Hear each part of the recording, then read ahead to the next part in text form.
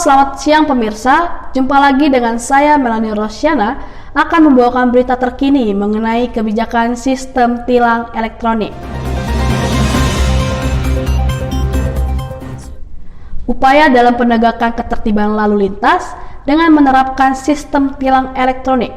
Dengan kebijakan tersebut masih banyak menjadi sorotan dengan adanya pemasangan kamera sistem tilang elektronik di tempat-tempat yang sangat strategis. Namun kebijakan tersebut masih menjadi pro dan kontra di kalangan masyarakat.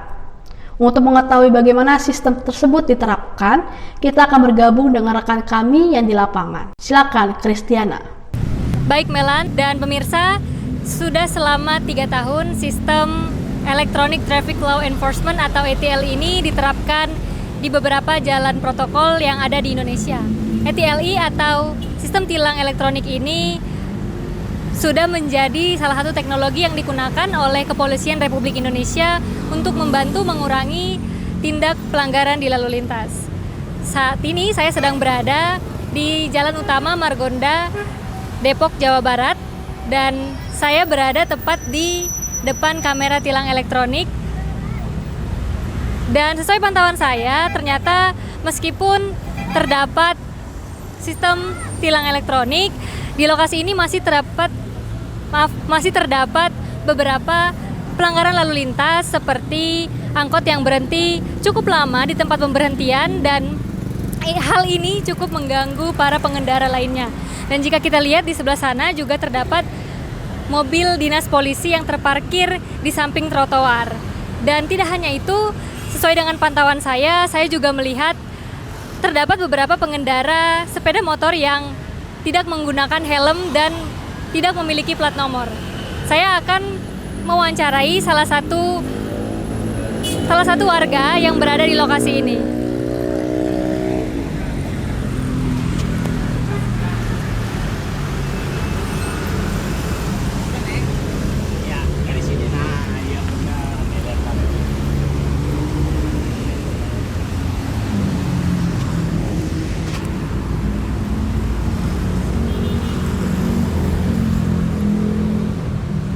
Baik, saya akan mewawancarai salah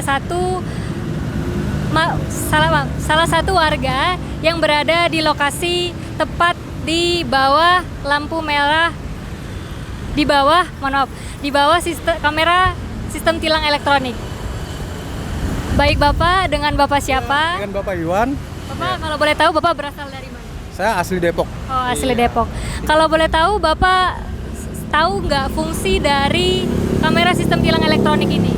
Tahu fungsinya, iya. Jadi kalau menurut pantauan Bapak sebagai warga Depok, apakah kamera tilang elektronik ini sudah sangat bermanfaat untuk mengurangi pelanggaran lalu lintas yang terjadi? Oh, sangat banget itu. Sangat banget. Karena apa ya? Dengan adanya tilang etle, itu pun juga bisa kita apabila ada terjadi kecelakaan atau pembunuhan, itu kan bisa melalui pembunuhan itu kalau bawa kendaraan ataupun itu kita bisa lacak melalui dari tilang etle, kan? Itu yang pertama. Terus yang kedua, apabila ada terjadi kecelakaan atau tabrakan, mereka kan juga sering beradu argumentasi ya. Nah, dengan ada tilang etle itu juga kalau memang dekat gitu ya, tilang etle dekat kejadian tabrakan itu mungkin bisa ditengahi gitu loh. Dalam artian itulah gunanya tilang etle gitu. Jadi siapa yang salah dan siapa yang benar. Nah, terus yang kedua, masalah tilang etle itu juga nggak harus kita berasumsi tilang etle itu buruk. Nggak, menurut saya gimana ya, dalam artian tilang etle itu membantu kita juga sebagai masyarakat umum dan masyarakat menengah, bahkan masyarakat tingkat tinggi itu juga bisa bisa membantu gitu, dalam artian ya kalau memang mereka bersalah atau enggak, atau kejadian seperti yang tadi saya bilang tadi itu, nah itu bisa akan bantu juga gitu. Nah, dan itu juga pun tilang etle itu juga banyak ada yang pro dan kontra.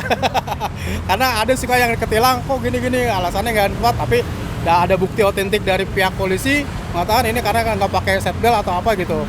Nah, itu juga masuk perkara juga ya. Tapi sih kalau menurut saya dengan ada tilang etle itu ya jangan perkarakan mereka yang pakai sabuk pengaman atau apa gitu.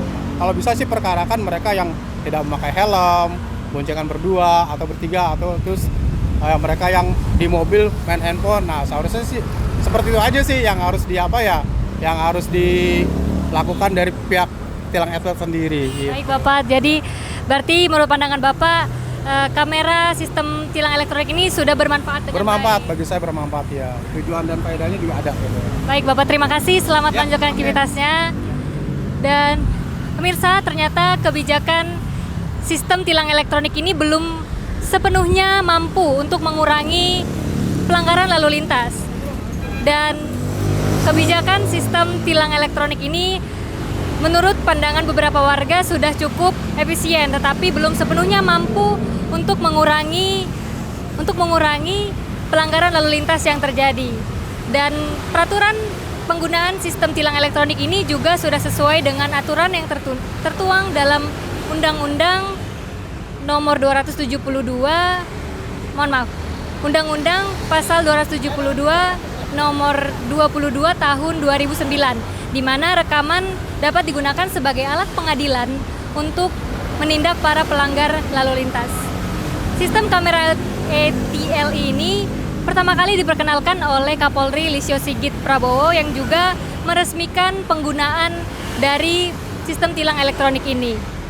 Dan berdasarkan pantauan saya bahwa sistem tilang elektronik ini juga tidak hanya digunakan untuk menindak para pelanggar lalu lintas, tapi digunakan untuk mengurangi terjadinya tindak pungli terhadap tilang manual. Dan penggunaan sistem tilang elektronik ini juga cukup membantu warga sekitar untuk berkendara agar lebih baik. Demikian laporan yang dapat saya sampaikan. Saya Kristiana dan Bruce Dickinson kembali ke studio Melan.